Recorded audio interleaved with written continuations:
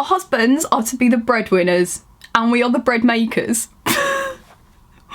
What? Hello everyone and welcome back to my channel. Today's video is going to be about the tradwife movement. I really wanted to do this as I'm really enjoying doing the commentary type videos and I find them very interesting, so why not? I might be a bit late to jumping on this, but I've only just started doing this content. Before we get into that, please make sure you are subscribed. It will mean a lot to me, and if you want to share my videos, my content, that'd be perfect. Yeah, give it a thumbs up if you like it. Make sure you check out my other videos and comment down below because I love your comments so much. I want to know all your opinions, whether you agree, disagree with anything in this video. With that all said, let's jump in. Before we do start talking about the tradwife movement, I do want to give a disclaimer because I don't want anyone getting the wrong idea or anything. We will be lightly, very lightly, discussing religion, politics and racism in this video. Not too heavily or anything, I just wanted to say this, and everything I say about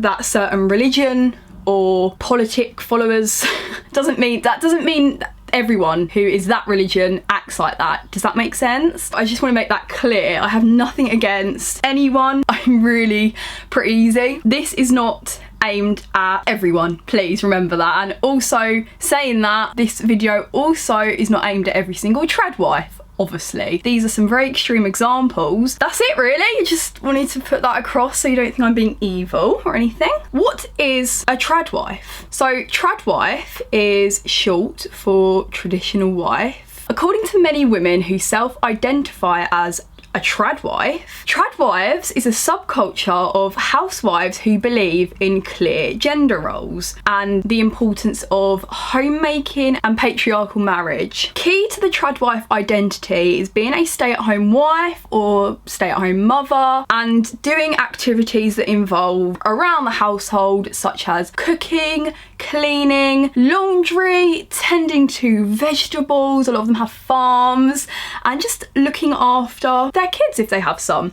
And also being very modestly dressed. I think very Brie Vanderkamp from Desperate Housewives. I love her though. This is basically a woman advocating for a return to 1950s style gender norms. To put it a bit more simply, now we see a tradwife as a woman who doesn't work to be able to look after their children, look after their husband, look after their home, and then talk non-stop about how great it is on social media. The general rules, because there are rules, of being a tradwife consist of married in a straight relationship, the man works, the wife doesn't, the man is the head of the household and he has the final word on all things financial, lifestyle and professional for the whole family, so he gets to decide. Kids are always part of the plan, if not already, but you can be a tradwife without having kids. The movement emerged on social media platforms around 6 years ago, and it actually gained popularity on Reddit, actually through an anti-feminist thread called Red Pill, which is very ironic.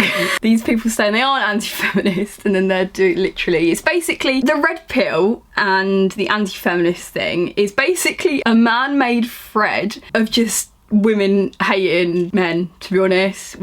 They all seem like they have mummy issues. Tradwives then surfaced on other social media platforms such as Instagram, and then this whole thing kind of exploded during the pandemic, mainly on TikTok. This is just like other forms of radicalization. They flourish through people's sense of isolation. People are bored. Starting from the US, the tradwife movement crossed the Atlantic and then quickly blossomed in the UK, but today it does remain more popular with the Anglo-Saxon world rather than mainland Europe. So like Australia, America, UK, it's definitely bigger in America. We are now going to discuss a few TikTokers that I feel have made this movement very big. And a lot of them say they don't want to call it a movement because they're not pushing it, but I don't know, I beg to differ, but then you could say that about anything. I'm very mixed with tradwives, I'm not gonna lie. But we're gonna discuss Estee Williams. Estee actually grew up in a broken household and she realised quickly that she didn't want to repeat the same mistakes her parents did. She said, "I didn't grow up traditional and I think that does play a big part in my decision to move towards this lifestyle. I grew up in a very hectic household and my parents got divorced when I was younger. She would watch her mother work all hours and then come home and cook and clean for the family. She said, quote, "I just knew I didn't want to be that wife or mother that went to work full time and came home and still had to do the cooking and cleaning." She's very privileged. She said, "I really admired different families around me who had more of a traditional mother at home doing these things." Fair enough. Estee first posted tradwife content on TikTok in 2022 and she goes and shows people an insight into her life on there, and this is often to significant criticism from those who point out that this sets back women's rights by several decades. She herself admits that she is romanticising the 1950s aesthetic, but says, quote, "There's both positive and negative things about the 50s housewife." I really don't know what the positives are. Okay. Saying that she recognises some could absolutely identify issues with the way women were treated back then. At least she's self-aware, fair enough. And I'm going to actually show you a video now of Estee explaining in her own words what a tradwife is. Okay, so I'm here to make a clarification video because of the big controversy going around about the term tradwife and the intent behind the term, as well as the intent behind my channel and what I post. If you are not familiar with the term tradwife, it is a woman who chooses to live a more traditional life with ultra-traditional gender roles. So the man goes outside the house, works, provides for the family. The woman stays home and she's the homemaker. She takes care of the home and the children if there are any. The misconception about the tradwife movement, it's not really a movement, nobody's pushing it. People are typically just living it and maybe showcasing their lifestyle like me. And we believe our place, specifically us as individuals, believe our purpose is to be homemakers. It doesn't mean that we are trying to take away what women fought for. There are a lot of people trying to make this a sinister thing or put some other darker meaning behind the term tradwife. Nobody is doing that. No tradwife TikTokers are saying every woman's place is in their home. We as individuals are just choosing to be homemakers. That's all. Tradwives also believe that they should submit to their husbands and serve their husbands and family, and that triggers people because the words submit and serve, it makes women think that we're saying that we're less than a man. That's not what we're saying. Tradwives just believe that they are here as women for a different role, equally as important though. I can make another video on that another time. To be a homemaker and to have traditional values does not make us bad people. It's 2022, women should have the choice to be homemakers or not without being judged. And women should also be able to use the term tradwife, which means traditional wife, and not be shunned for wanting to be more traditional. To be honest, I think Estee Williams seems really, really sweet. I personally don't think she is harmful, really, but you can disagree. One tradwife I found really interesting is Alina Kate Petit. And basically, in between showing TV crews how she lovingly irons her husband's shirts and shops around for onions, she runs something called the Darnie Academy. And this is basically a newsletter and YouTube channel that celebrates British etiquette. Basically, she is, quote, harnessing the best of what made Britain great during the time when you could leave your front door open and know that you were safe and you knew all the strangers in the street. Every time Alina talks about her husband taking care of her, and that is pretty much her only subject she does talk about, she literally sounds like she's talking more about her father than her husband, which is quite common actually among tradwives. They either act like they're their mum or that's their father. It's very odd. Tradwives, especially this Alina woman, like to put across that they are the real feminists by choosing not to work, which anyone with a slight amount of knowledge on feminism would say, we gave women the choice. That's the point. Bake banana bread if it makes you happy. Like, yeah, that is true. They can do what they want. But awkwardly, for the British tradwives, she is obviously British, this is usually just how they like to suggest their movement is simply just about dressing in Cath Kidston and letting their husband choose where they're going on holiday. However, in the US and elsewhere, it's very much more part of the alt right movement. In the UK it's not as severe, and the US do just take it a bit far. And then our next TikToker we're going to talk about is Gwen the Milkmaid. Interesting name. This is a TikToker who describes herself as a milkmaid in training. I don't think she knows what a milkmaid is, but sure. She posts aesthetic, inspirational content related to homesteading, homemaking and holistic health.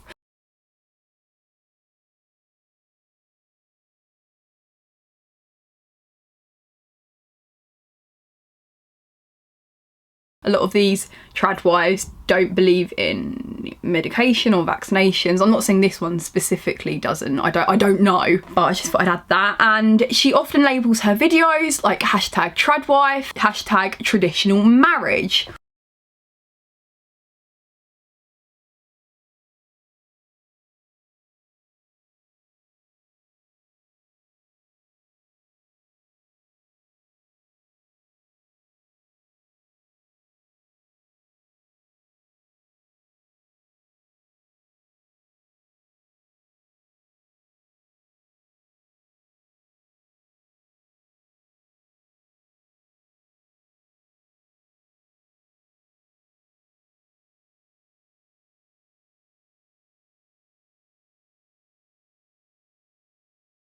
But despite Gwen's current online presence as a doting wife who spends her days gardening and baking bread, some critics have said that her past online identity suggests that this extreme lifestyle pivot is just for views and not truly authentic. Gwen's current videos portray her wandering through meadows, cooking, feeding animals and criticising the government for forcing kids into public schools, all while dressed in a flowing pink dress, you know, classic, with her perfect hair down. She said in one TikTok, quote, "Our husbands are to be the breadwinners and we are the bread makers."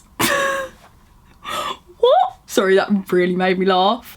She said this in a video where she was wearing a lovely pink apron and tending to her flowers. And in one TikTok, she even put the caption over it, "Once upon a time I was a man-hating feminist. Now I'm happily spending hours in the kitchen making my husband whatever he wants for dinner." Wow, that's all I have to say. Next we're going to talk about Nara Smith. She has definitely captivated TikTok with her very elaborate cooking videos, which document the daily homemade meals she makes for her 3 children and her husband, Lucky Blue Smith.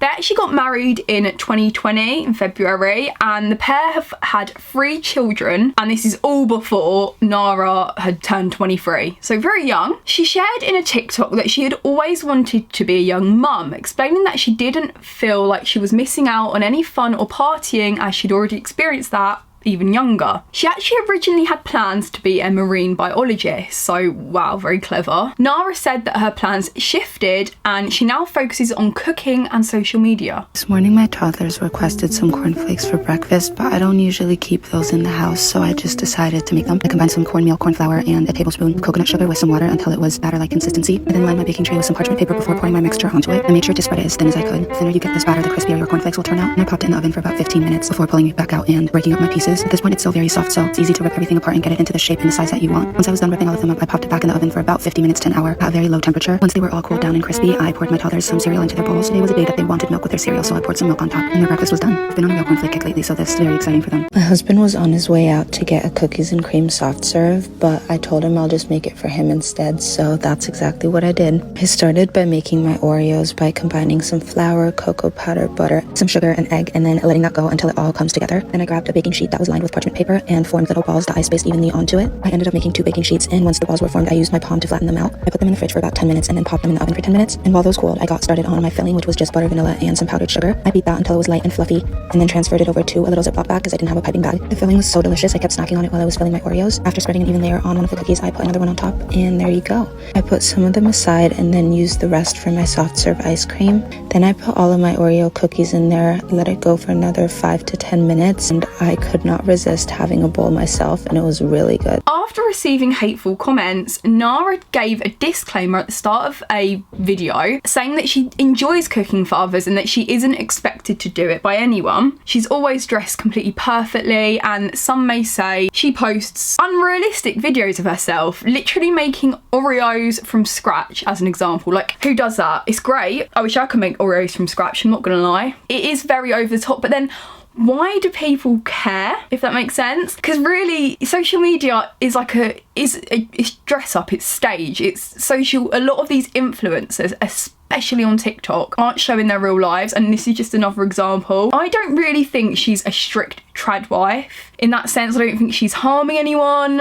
and she's not saying to everyone, oh, being a trad wife is great, you know, staying at home's great for everyone. She's not saying that, or as some other trad wives are. Her husband's family belong to the Church of Latter-day Saints, and Nara's followers asked if I converted to that religion as well. In a Get to Know Me video, Nara clarified that she doesn't strongly affiliate with the religion and she's still figuring out her own faith. She said, quote, I don't know what I'm doing. I'm still learning and figuring out my own faith. I'm not in any way a hardcore Mormon or anything like that. But a lot of people seem to be very triggered and interested. Like, she's been put everywhere, labelled Mormon, trad wife, more like blah blah blah blah. But she's literally said that she isn't really. I don't know if she's just saying that. Then we have Hannah Nealman, aka Ballerina Farm. She has attracted literally like 9 million followers on Instagram and 7 million on TikTok. She is, well, her family, she is a multi-millionaire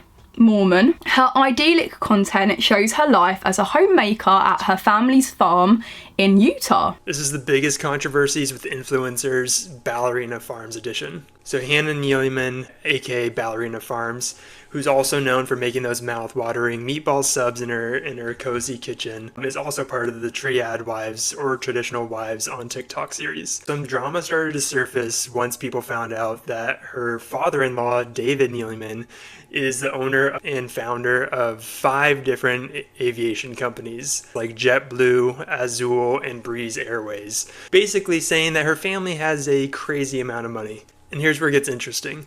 People are calling out Ballerina Farms right now for faking her simple farm lifestyle. Ballerina Farm currently has 6.9 million followers on TikTok and almost 9 million on Instagram. This drama started to hit a peak once Hannah had her 8th kid and entered a pageant only 10 days after giving birth. This led critics to saying that her life is simply not as tough as other farmers. Some people are defending her, saying that she works incredibly hard despite her family's massive fortune. But other people are questioning if her farm life is legit or if it's all just a show for social media. What do you guys think? She's received lots of backlash, with people complaining that she was setting an unattainable example for women who are in vulnerable and exhausting stages in their lives, which I do agree with. Defenders answered back, saying her critics are insecure and being unsupportive of women's choices. Oh, it's really hard. I do agree with. In a way, I'm mixed. Hannah has been described as, quote, you are trad wife or your trad wife, a type of influencer content that valorizes motherhood and domestic stuff. Some content with overt or implicit messages that women should serve and submit to their husbands. Large families like the Nealmans have become especially prominent as conservative movement supporters. Basically,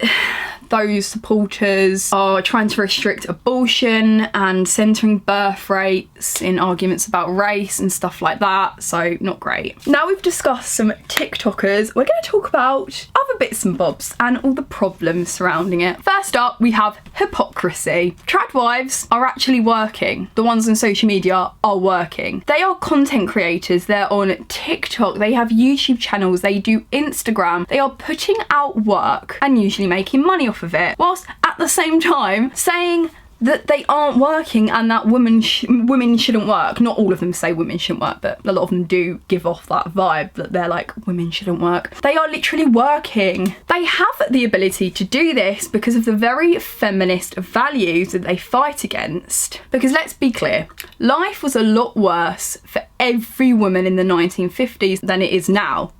that's a fact. They act like it was so good back then, but marital rape was completely illegal in America in the 1950s, but it wasn't outlawed in every state until 1993. Can you believe that? So marital rape wasn't a thing. In fact, when it came to even prosecuting your husband for physical abuse, laws that protected women were very few and far between. It was just not a good time. Also, even if a trad wife isn't doing social media and earning money, as we do only see a small amount of trad wives on social media, because I'm probably thinking there's loads and loads and loads more, isn't there, in the world that aren't posting on social media. Ultimately, the movement still doesn't make sense and has some hypocrisy in it. It's more privileged, you know, and it just comes across so privileged. Women didn't used to have a choice of whether they wanted to work or not, because they literally weren't allowed. Whereas now they have that choice. They can get a job if they want. They are acting like it's the best way to live when it literally isn't. And it's not like the 1950s, no matter how many 1950s dresses they parade around in.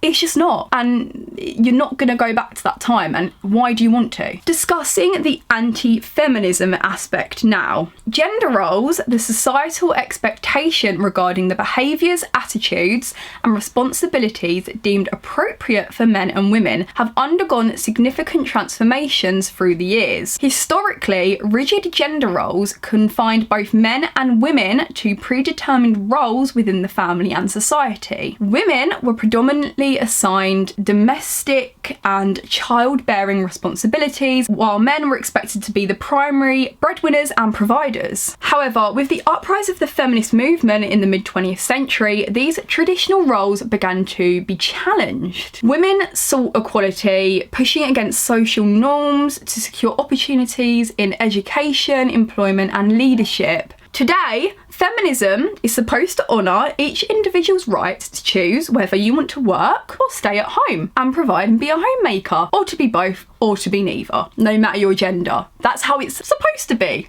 So, is this movement anti-feminist? Surely not if they're doing what they want, right? We should be supportive of that. However, some trad wives on social media are genuinely actually anti-feminist. We have come so far as a society to turn away from gender stereotypes and norms, and now some trad wife influencers are showcasing basically a complete U-turn of a life back to the 1950s. Some definitely aren't harmful. I'm not saying this about every trad wife. I don't think Nara Smith, for example, is an issue. However, some definitely are. When it's being really pushed on social media as the perfect ideal life, it's 1, not realistic for most people, and 2, potentially dangerous. Some people struggle to understand why these women would choose a lifestyle which has trapped and hindered women for centuries. These trad wives claim to be perfectly happy, but maybe this notion comes out of internalised toxic femininity, and in an uncertain and scary world, reverting to tradition and familiarity, which these women are mistaken for safety and security when it's really not. I definitely think that's the key point. These trad wives tend to romanticise the 1950s era, which really was a dark era for many women, which literally paved the way for radical change. Discussing a bit on religion, so you don't necessarily have to be religious to be a trad wife, though many of the most famous ones are. Specifically Mormonism, as within the Mormon culture, women are expected to marry, raise children and be basically a server to their husband, and that is very much similar with a trad wife. Studies have also shown that many trad wives are ultra conservative and Christian. Conservative, very right-wing American politics and conservative Christianity certainly propagate these traditional views. These views are also evident in the idea to restrict or ban abortion completely. We will go more onto politics in a sec. Traditionalists, so like trad wife traditionalists, stuff like that are usually religious in this movement, blame the feminist movement for everything from higher rates of casual sex to lower marriage and birth rates. Traditionalists hate losing control and their fixed, distinct gender roles which they want to reclaim, and that's why they want to live in them, because it makes them feel safer. They brainwash impressionable men and women into believing that they are lost and confused about their place in the world because of feminism and lack of traditional views, thus enforcing toxic masculinity and toxic femininity. Unfortunately, many people share these unconscious and deeply embedded beliefs. For example, the vast majority of women still take their husband's last name with no question about it when they marry them. Many women still believe that their sole purpose in life is finding a man, being a mother, and believing that women are better at taking care of their child than a man could be. And they see shame in identifying as a feminist. Tying that into politics, like I said, trad wives do tend to be conservative, far right, and anti-feminist, but that does not mean they all belong to these far right opinions. The number of trad wives aligned with the far right may be small,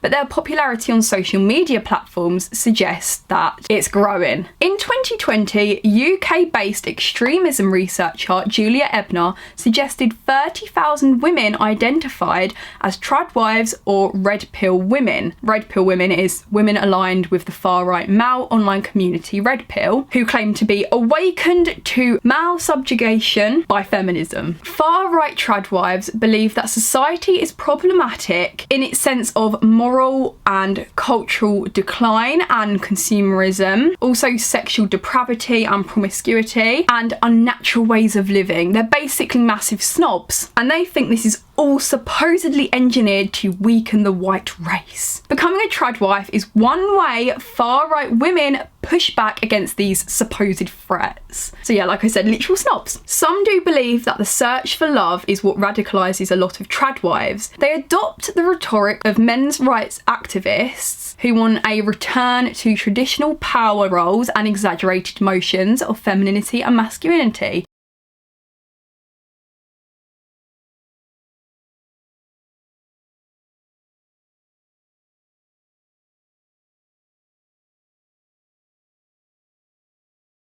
So, in a way, an extreme version of a pick me. Research shows far-right trad wives believe their roles as mothers and wives guarantee the survival of the white race. Some trad wives claim they embrace their true femininity only after they were protected by a real man, who embody the toxic masculinity ideas of the far right. The exploitation of traditional gender identities to promote far-right ideas is dangerous. It makes women's subordination to men seem legitimate and natural, and it can sometimes justify violence when this natural order is disrupted. Discussing racial issues with the movement. So, there is a racial aspect to the trad wife movement, as they are for most part white women, as well as a very economic one. It is especially popular among white supremacists who are extremely down with the message that white women should submit to their husbands and focus on making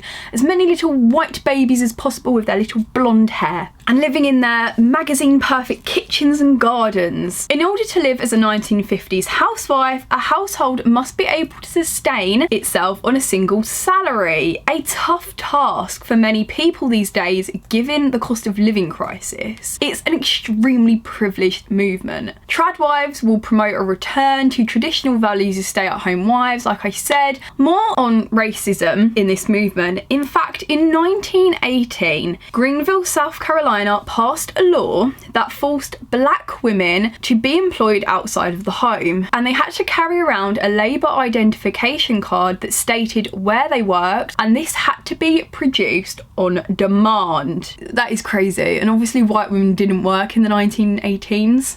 Like, they just didn't, and black women had to. It's the idea that back in the day, ladies were just living their best lives inside their home and never worked outside of it, and the idea that only men had jobs is wrong. It's historically inaccurate, and frankly, it's really, really, really demeaning to women of colour, which a lot of things are, aren't they? Oh, it's ridiculous. One of the biggest problems is that trad wives, they try to convince young girls as long as they pick the right guy to marry, they will never have to worry about stress, and most of their problems will go away because the husband will take care of everything from finances to major life decisions. However, being a trad wife means you ultimately do lose financial independence, therefore less freedom, not more, which these trad wives literally portray the most. They act like they have so much freedom, but they actually don't. Something a lot of trad wife creators do is stress stress how little control they have over the family money. They don't earn any family money, supposedly. Often they don't have access to the bank accounts, and they do not really get to voice their opinions or desires around how this family money is spent. One trad wife on TikTok, I couldn't really find who, claims she literally doesn't even leave the house. So for example, like if she was my friend and I called her up and said, do you want to go for a coffee, you know, meet me round the corner at the coffee shop, she would then have to call her husband at work and say, hi, I want to get coffee with so and so, can I do that? And then he would say yes or no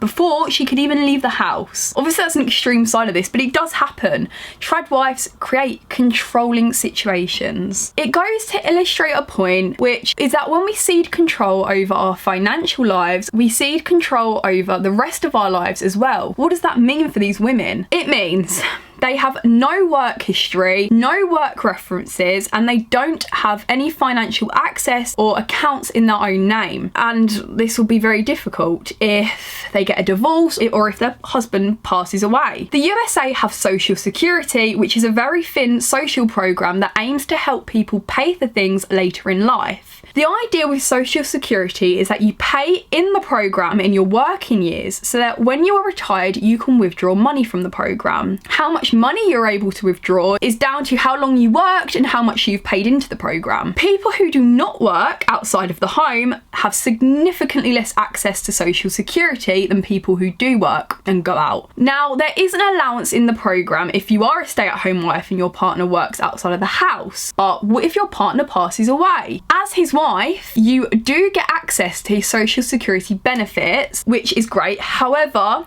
you have to be married for a certain amount of time in order to access the benefits. And divorce is very common, and I have stats on the United States, so it's been very common since the 1950s. An estimated 43% of first marriages end in divorce. The likelihood of divorce is even higher in subsequent marriages, according to data from the CDC. Marriage is not a financial plan, and this is what trad wives give off the most information about. Not information, but like they put this across the most. Yes, it can be part of your financial plan, but it's not the end all be all. At least not without a thorough prenup and understanding who gets what in the events of a divorce, and a will and an estate plan in case your partner who is working does pass away. It's dangerous, and it's not safety. They like to act like they're being looked after, but they're not. It's not safe. Going a bit onto abuse linked with it, and also a conclusion now. A woman is obviously more than just a wife and a mother. Enforcing these ideas that a woman's sole role should be to serve her man and children can be very dangerous. It undoes